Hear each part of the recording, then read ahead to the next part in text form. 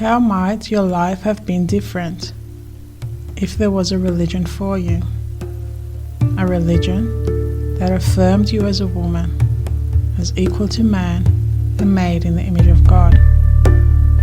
A religion that acknowledged your menstrual cycle as a sacred part of creation, your body and sexuality blessed, and validated the feminine voice of God as the most highest, and the care and sustainability of natural resources and non-human life as the highest goal of mankind. How might your life have been different? Welcome to Heretica, her eco-feminist theology educational podcast. My name is Elena and I am the podcast creator. Hi everyone, thanks for joining the newest podcast, exploring Christianity, women, and metaphysical experiences as natural phenomena. The phenomenon of spiritual crisis and emergency within Christian women, as explored in the paper entitled Spiritual Emergency in Christian Women, an integral study by Peggy Lesniewicz, published in the Journal of Near-Death Studies, defines spiritual emergency as critical and experientially difficult states of a profound psychological transformation that involves one's entire being. They take the form of non-ordinary states of consciousness and involve intense emotions, visions, and other sensory changes, unusual thoughts, as well as various physical manifestations. These episodes often revolve around spiritual themes, such as sequences of psychological death and rebirth, experiences that seem to be memories from previous lifetimes, feelings of oneness with the universe, encounters with various mythological beings, and other similar motifs. The study explored three themes.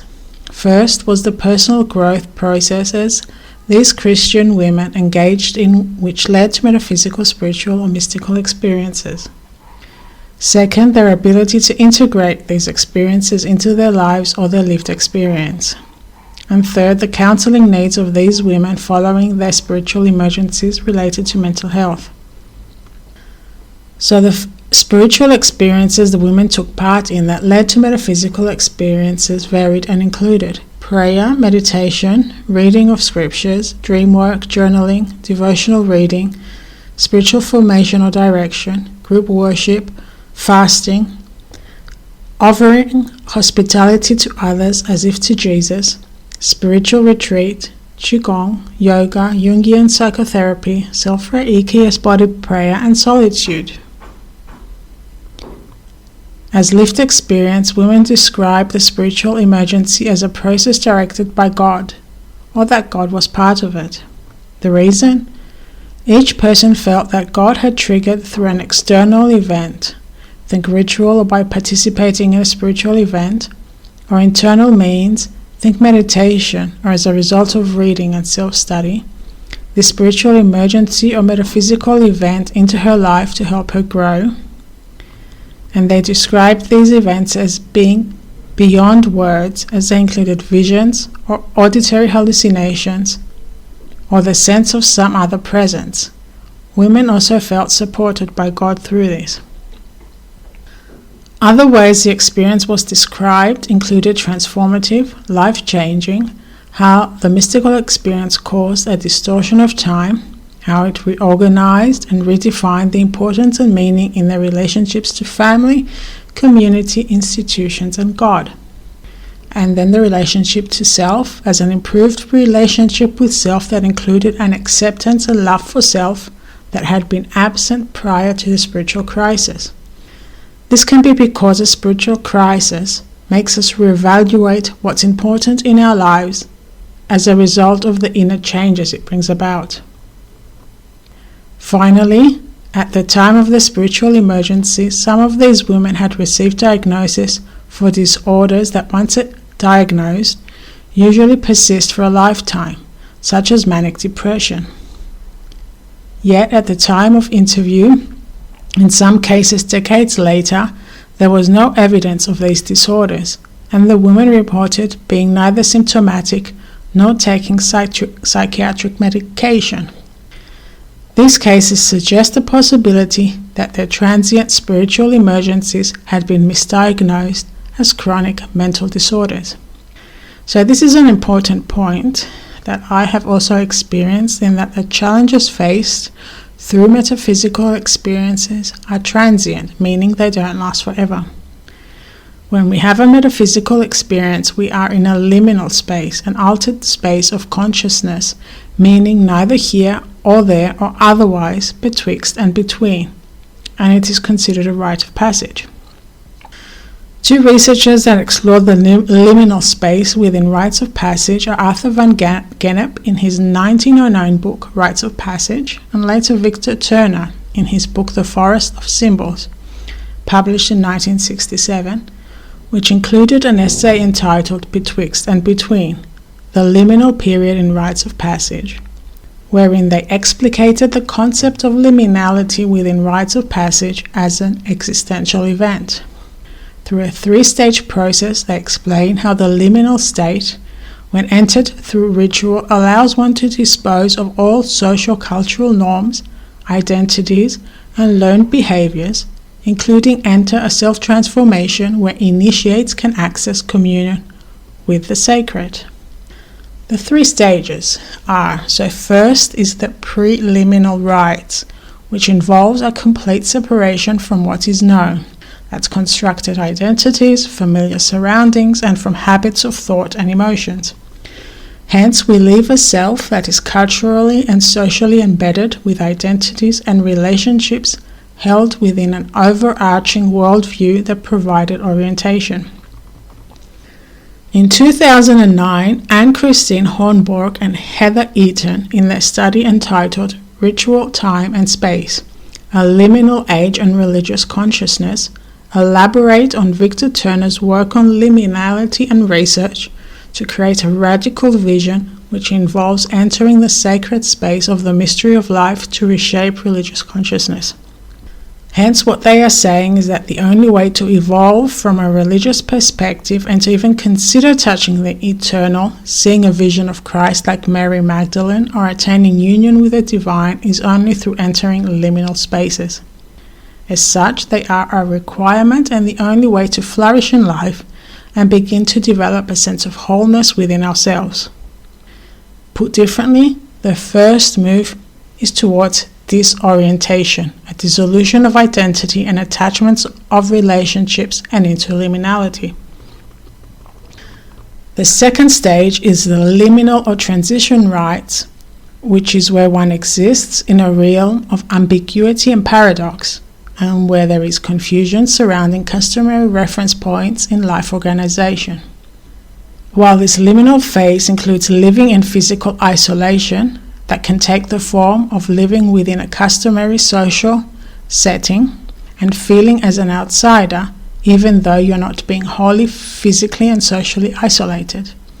So that is a feeling of aloneness, even if you are surrounded by others, which is a sign that the process is transforming one into internal wholeness. As a challenge during this period, you may struggle to maintain a job, elevate your career, and have financial challenges. Essentially, you might be in survival mode. Although frustrating, the main point is that this will not be permanent. It is part of the sacred process, as this time of your life is ritualized and enshrined in meaning and symbolism, which will later compound for you to create a very creative and flourishing life. So just be patient with the process and have faith. During this time, hold to esteem the common goals and values of society and the common good. According to Turner, this liminal phase is a state of reflection, whereby one, also known as the initiate, is forced to examine and redefine conscious and unreflected thoughts, sentiments, beliefs, attachments, norms, and values that inhabit one's own internal and external world. This stretch of time is sacred because it dissolves held norms that govern individual internal structures, those held by society and those created by institutions. The restructuring that happens is authentic and in alignment with the sacred and mystery of life, not distorted or false. But the veils that hide the truth are revealed, and it is only after such radical dissolution or purification that the transitional being can enter the realm of pure possibility. Attention to the word purification. This is that time of dissolving karmas, as known popularly in yoga. In Christianity, this is a moment of grace, whereby the Holy Spirit is marking its way through us. In the 9th book of the New Testament, Galatians chapter 6 verse 7 to 9 says, "A man or woman reaps what he or she sows, or they. Whoever sows to please their flesh, from the flesh will reap destruction. Whoever sows to please the Spirit, from the Spirit will reap eternal life. Let us not become weary in doing good, for at the proper time we will reap a harvest if we do not give up." So once again, we need to have faith and trust the process. For me, during very challenging times in liminal spaces where I would find myself craving silence and isolation as a way to reduce the information load and the overwhelm I was experiencing, and I also found small talk to be very difficult, including socializing.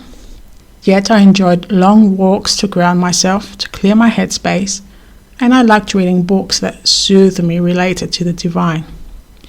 One way I was able to discern that something good was happening to me is that I never found an outlet in any form of substance abuse or addictions to deal with the magnitude of thoughts I had and emotional turmoil that the process created in me. I essentially never tried drugs, and I even quit drinking socially because I wanted to be completely aware of everything that was happening. I was essentially able to discern that I didn't want to make things any more worse than they were. So when the liminal space is building up in you such resolve, courage and strength, know that this is a result of grace. If you are challenged, I suggest to visit an expert who is versed in spiritual and religious counseling, or a transpersonal counselor who will ask you questions around religion and take any experiences that you have into account when exploring your mental health. There are also books on this topic, and I will include one or two on the podcast notes. So back to the research. As an example, the participants of this research were asked how speaking about their experiences affected them in integrating their experiences into everyday life. Some found the interview experience to be helpful, validating, and a healing contribution to their integration process, which integration process is the first phase of the liminal space, to be initiated back into society in one's new state of consciousness. In summary, for this group of women, the experience of spiritual emergency, although often difficult, frequently painful, sometimes frightening, and containing some pathological elements, for some of the women, was a transformative experience. Each woman felt that her experience had continued to inform her life and had led to an improved relationship with self, a deepened relationship with God, and a great ability for ministry to others.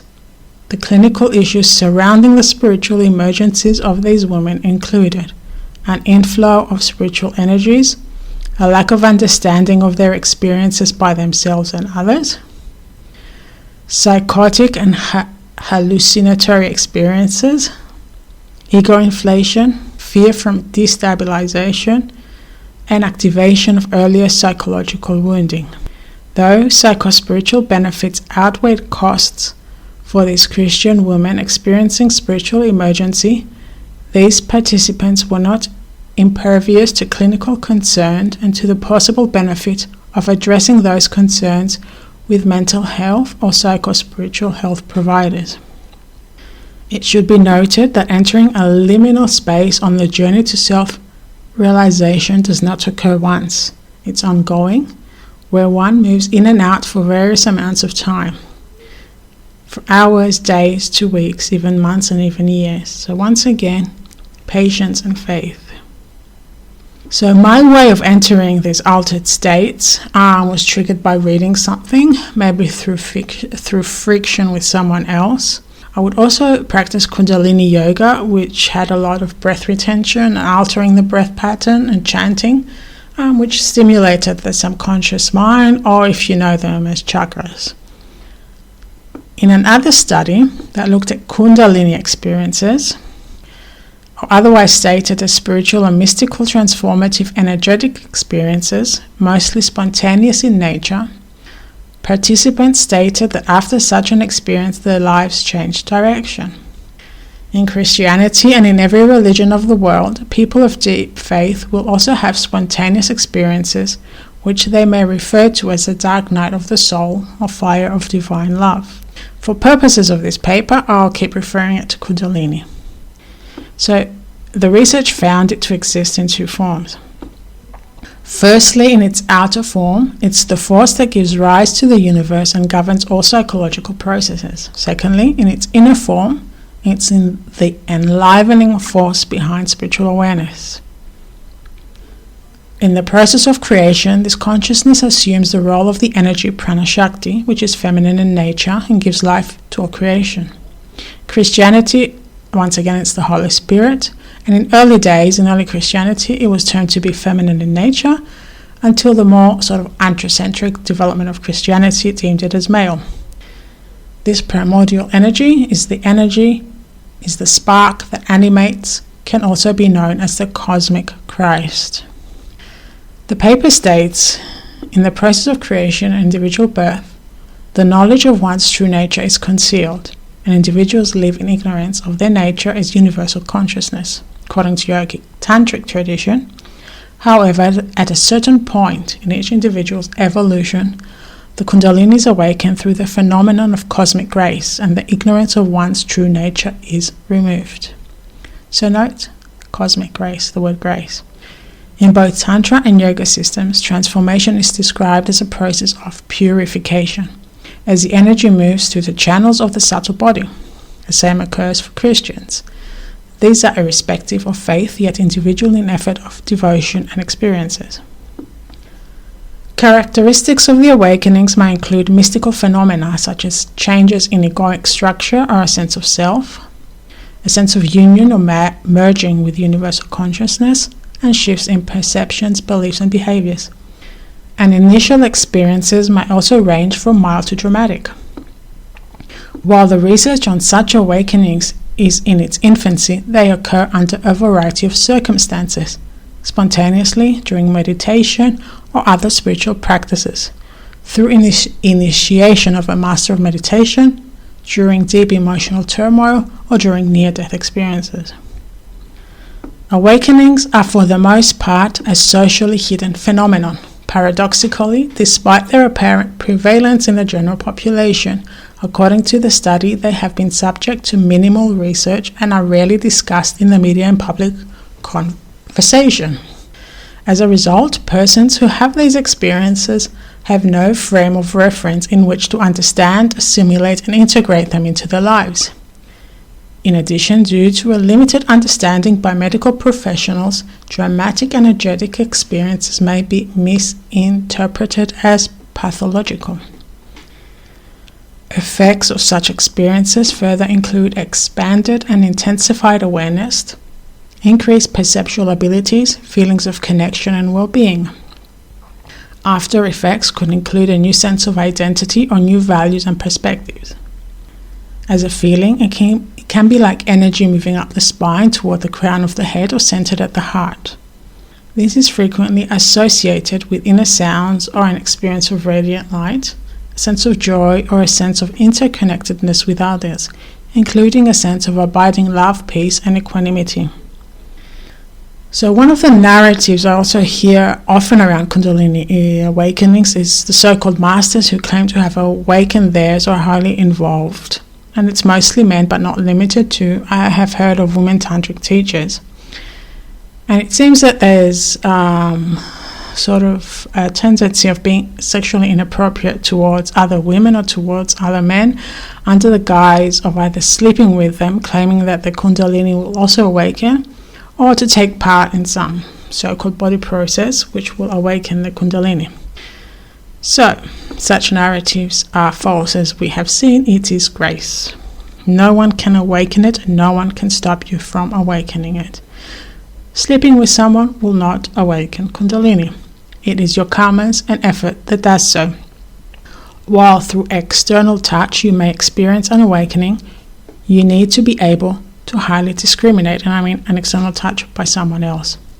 Like a swan which can separate water from milk, you also need to realize that it is your internal efforts that led you to this experience, and not to give the credit to this external event. It is simply that, an external event, and nothing to do with your lifetime efforts, because by looking externally as to the other being as the source of your awakening, you will miss the point of your own evolution and probably engage in unwholesome behaviors. And later down the track, you'll have to deal with feeling deceived and other traumatic experiences as a result, once again, of giving the credit externally. This is only an internal process, and a very, very, very subtle one. Again, it's only a result from your own internal efforts. Stay within, internalize the experience so you can reap the benefits and ignore the external noise around it.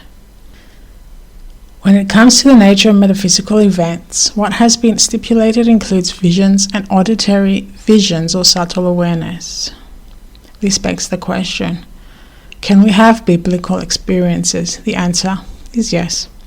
Given that the Virgin Mary saw a vision of Archangel Gabriel at the Annunciation, and Mary Magdalene saw a vision of Christ, and both heard a message, firstly, this highlights that women can see and hear divine messages and also images. In Christianity, this is called imitation. Imitation is a form of devotion. Our devotion to Christ's Spirit can make such happenings occur. So, taken from the book The Cult of Saint Thecla, a tradition of women's piety in late antiquity, women who worship Saint Thecla in their own lives and in their deaths, female devotees, saw themselves as conforming to the image of the female saint. The women's practices and rituals varied in accordance to their social context that reveals that they worshipped her in their own unique way based on the traditions of the social cultural reality and time they lived in. They also came from diverse paths. There was the virgin living in an urban household, the wandering desert ascetic, the wealthy international pilgrim. The married woman living near a shrine would have shared a common desire to imitate. This reaffirms how we all have our own unique path to get there. For such women in later antiquity, Thecla's example of virginity was a source of empowerment, not of sterility, as we sometimes see virginity, or better still, celibacy, as it allows women to redirect their energy for spiritual purposes as well and have the experience of Kundalini awakening. By imitating the first female saint and proto-martyr, devoted women laid claim to her charisma, a spiritual power made possible to them in the shrines and sacred artifacts of the Thecla cult. Therefore, hearing and seeing a vision is actually spiritual power, and it is something women can and should be aiming for in life, as it creates a deep sense of meaning and purpose. It is said that only by having such experiences can we say we have truly flourished in life. So once again, thank you for listening. Any feedback, questions or suggestions, please feel free to email me. Until next time.